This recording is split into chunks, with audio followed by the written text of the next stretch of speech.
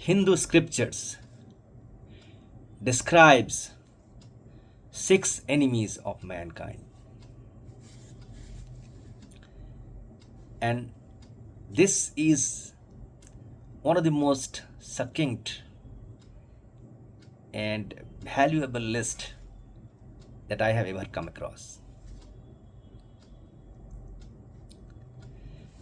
The best part about the teachings of Hinduism being that it's applicable to all men, women, even men of other faith, even a faithless guy like me.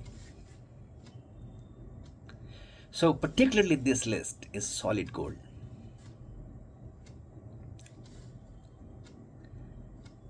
The scary part about these enemies is that they are within, not without.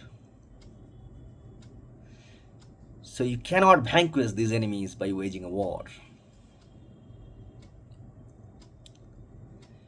The only way to conquer these enemies is by redeeming yourself, by making yourself better, by overcoming those human emotions.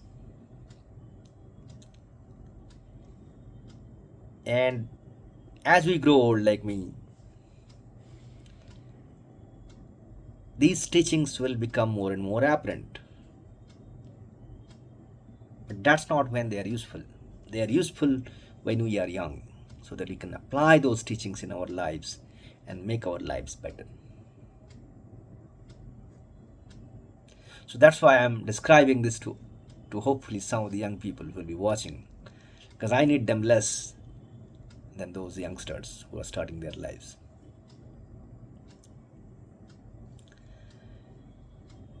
So let's go on with the list. The top of the chart, the first item in the list is calm or lust or sensuality. Now, I cannot describe how strong that human feeling is. Everybody knows that. When you are overcome with lust, you almost lose all your other senses. You are almost possessed, become like a demon. And if you are overcome by that,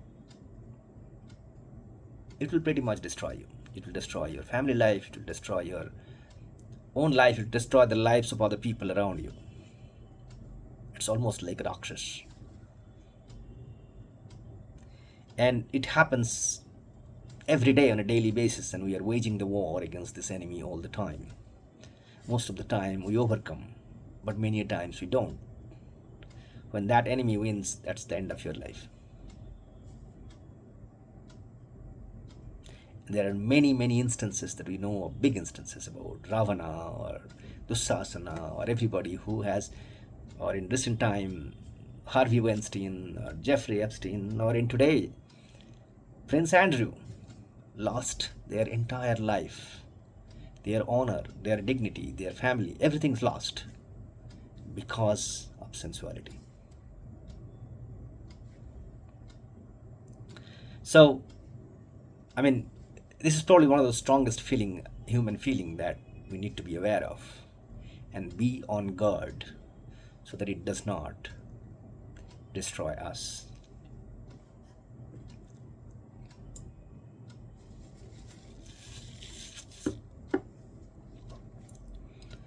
The second in the chart is Krodha or anger.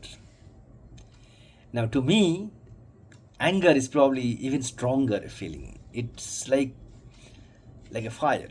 When you are angry, it consumes all other feelings, right? So in that sense, probably it's stronger than other feelings like lust or greed. But probably because it's short-lived, it's been downgraded one notch down. But anger is an extremely dangerous passion. Because when you are angry, you lose your wit, you lose your wisdom, you lose your intellect. And when you lose all three of them, you are not human anymore. You are worse than a savage, you are worse than an animal. And that's what happens. An angry man has no guardrails. He can do any danger. He does not have the sense of his own well-being. I remember one incident. I was driving down this airport road, old airport road, near the Twin Tunnel Junction, and some guy did something, cut me off or something, and I was so angry that I veered my car, drove around, stopped in front of me, blocked his way, opened my trunk, took out my spanner, and I was about to hit him. That's how I lost my senses.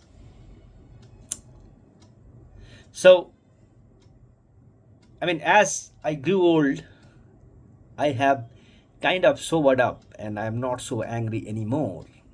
But again, as I said, but I have lost, I mean, in numerous opportunities where I have lost my honor, I lost my argument, I lost so many opportunities in family life, in social life, in work life, and because of that I have suffered. So if I learn against this enemy with age, that's not good enough. You need to learn when you are young. You need to learn how to control your anger at an early age so that you can use it in your life to get better. If you see successful men, they rarely get angry, if ever. They may fake anger, but they're not really ever angry. Third in the chart is lobe or greed. Now, greed is a feeling that we all have, and when we have it, we go for it, right? Again, in terms of the only reason it's on the third in the chart probably is because the intensity may not be as high as lust or anger. But what it lacks in intensity, it compensates in quantity. We are greedy all the time. We may be lustful for a little while, sometime. We may be angry on a momentarily. But greed, on the other hand, stays with us all the time.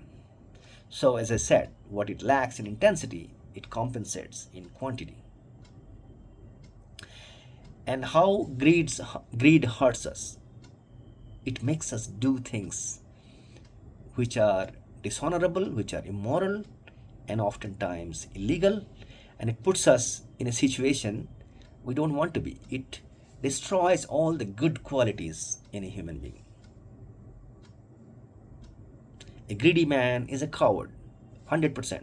All greedy men are coward. Why? Because they have something to hold on to. They don't want to lose. A greedy man is dishonorable, of course dishonest, of course not generous.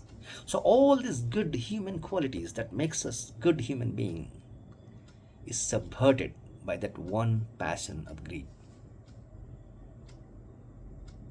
And it lets you stop living a good life. That's how greed affects our life. The three enemies down the chart are moha or illusion, my favorite ones, mod or ego, and matsurja or jealousy.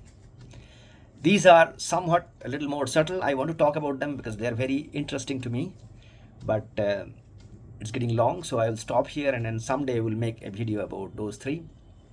But the important point I want to make to you guys is the following. I am old. I've lived my life.